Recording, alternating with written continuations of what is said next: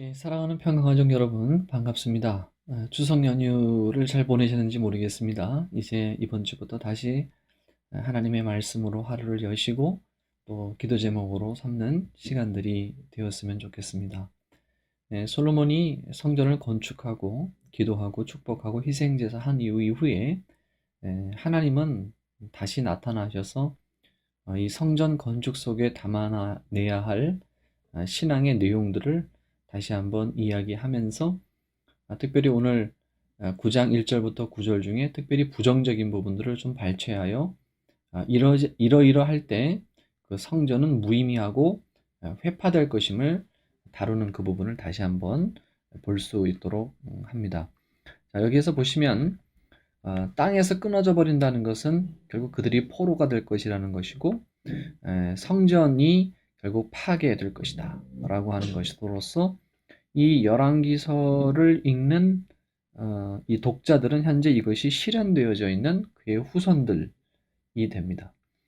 그리하여 이제 속담거리와 이야기거리가 되고 조롱이 되는 것인데 그 속담거리와 이야기거리가 무엇이냐면 바로 분명한 내용들을 구절에서 확인해요. 다시 말하면 성전이 회파되고 이스라엘 백성들이 포로로 이방인의 포로로 붙잡혀가는 그 원인이 하나님이 힘이 없거나 하나님이 능력이 없어서가 아니라 바로 그들의 조상들이 가지고 있던 우상 숭배로 인하여 바로 그들의 조상들의 잘못으로 인하여 바로 여호와께서 재앙을 내리신 것이다 라고 하는 정직한 속담과 이야기거리가 될 것이다.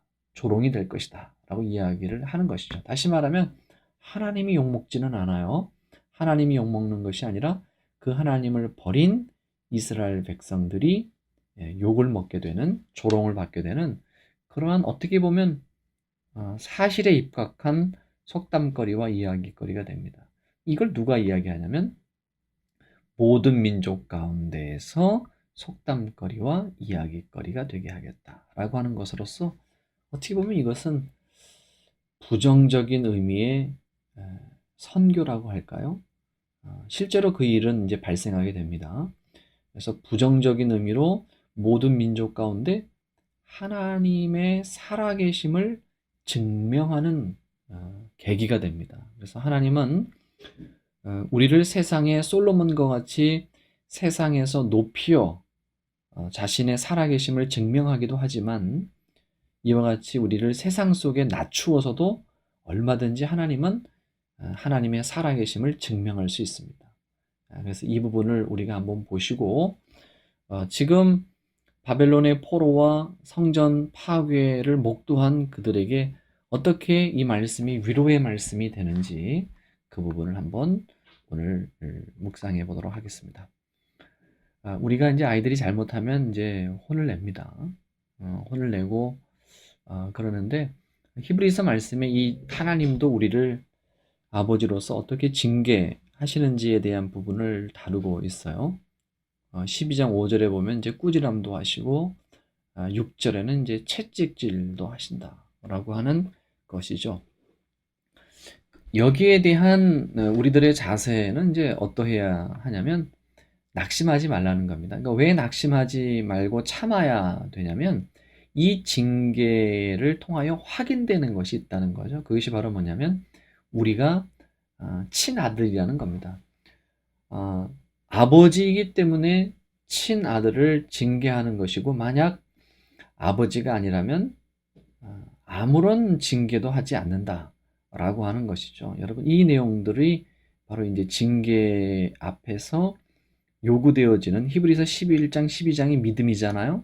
믿음에 대한 징계를 앞에 둔 우리들의 믿음의 자세입니다. 여러분 그래서요. 우리가 이런 믿음이 있어야 돼요. 하나님의 사랑, 은혜, 그리고 복, 그리고 이 모든 것들 속에는 무엇이 부분집합으로 들어가 있냐면 바로 징계가 그리고 이것이 이제 이 사랑 안에 복 안에 은혜 안에 들어 있다라고 하는 거죠. 12장 6절 다시 한번 보시죠. 주께서 그 사랑하시는 자를 징계하시고 이렇게 되어 있잖아요. 그러니까 사랑과 징계는 반대가 아닙니다. 사랑의 반대는 징계, 벌, 미움, 이런 것들이 사랑의 반대가 아닙니다. 이 모든 것들은 사랑하기 때문에 혼내는 것이고, 사랑하기 때문에 때로는 미워도 하는 것이죠.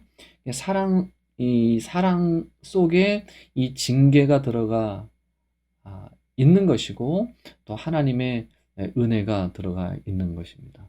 그래서 사랑의 매는 존재하는가? 성경에서는 존재해요. 오늘날 사랑의 매는 없다, 이렇게 이야기를 하지만 성경에서는 사랑의 매에 대한 그 중요성을 이야기를 하죠. 왜냐하면 사랑하기 때문에 꾸지람도 하고, 사랑하기 때문에 징계하는 거죠. 그래서 지금 징계를 받고 있는 이스라엘 백성들, 바벨론의 포로로 붙잡혀가 있고 성전의 파괴를 목도한 그들은 바로 우리가 하나님으로부터 사랑에서 멀어진 것이 아니라 사랑을 받고 있다. 우리가 사랑을 받고 있기 때문에, 하나님이 우리의 아버지이기 때문에 우리가 징계를 받고 있다라고 하는 것으로서 낙심하지 말아야 될 것임을 이 말씀을 통해서 다시 한번 확인하는 것입니다. 성전이 파괴가 되고 그들이 바벨론의 포로가 되었다고 해서 끝나지 않잖아요. 역사는 열왕기서 다음에 역대기를 지나 에스라와 느헤미야를 거쳐 성전과 성벽이 재건되지 않습니까? 그러니까 하나님의 이 모든 내용들은 과정이지 영원한 것이 아닙니다. 결국 이스라엘 백성들은 그 땅에서 영원히 추방되는 것 같고, 그 성전은 영원히 사라지죠. AD 70년에. 그러나 그 모든 것들이 예수 안에서 살아서 지금도 우리 안에 영원히 있다는 사실. 여러분, 이것을 기억하시고, 우리가 징계를 받을 때 우리가 하나님의 사랑으로부터 멀어졌다 생각하지 마시고, 사랑의 반대는 바로 사생자, 이 무관심이 바로 사랑의 반대입니다. 방치하는 것이죠. 하나님은 여러분을 방치하지 않기에 징계하시고, 때로는 혹독한 시련을 우리들에게 주시는 것입니다. 그때 우리들이 해야 할 것은, 여러분, 낙심하지 마시고 버티시는 겁니다. 버티시는 겁니다. 지금 같은 상황이 어떤 이유 때문에 우리에게 주어지는지 모르지만 낙심하지 마시고 여러분 버티십시오. 하나님의 사랑은 변하지 않습니다. 오늘도 그 사랑 안에서 인내하시며 더욱 깊어지시는 여러분의 신앙이 되었으면 좋겠습니다. 샬롬.